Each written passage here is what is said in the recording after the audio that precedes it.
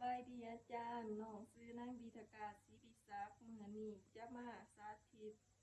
เกี่ยวกับการซักยากามจีนสะโพกคนเจ็บแมนเมแสงอายุ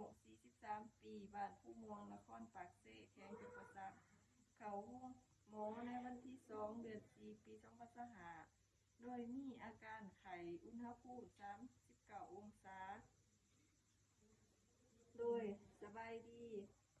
แม่ซื้อแม่แสงบาทผู้มวงนครปากเซ่แขวงจำปาสักด้วย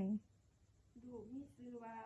บีทกาศิริศักดิ์เป็นนักศึกษาพยาบาลปีหนึ่งได้รับคำสั่งจากท่านหมอมาซักยาลดไข้ให้แม่เด้อด้วย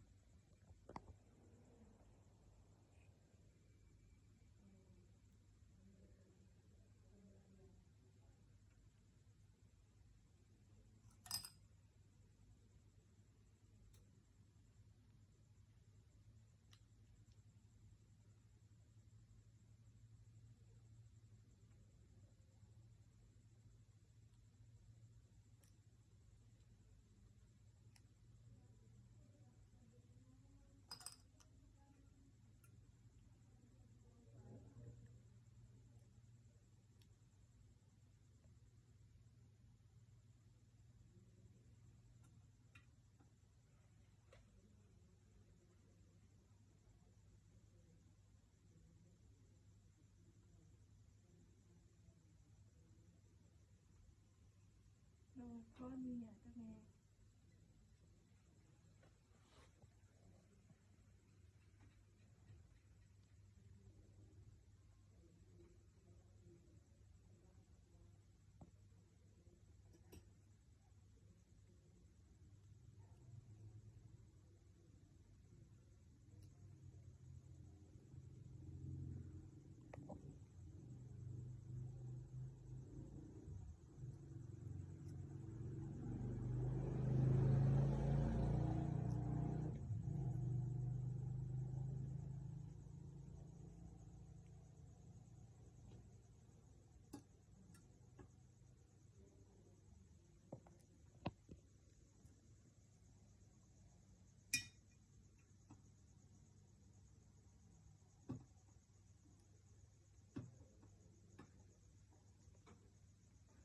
โดย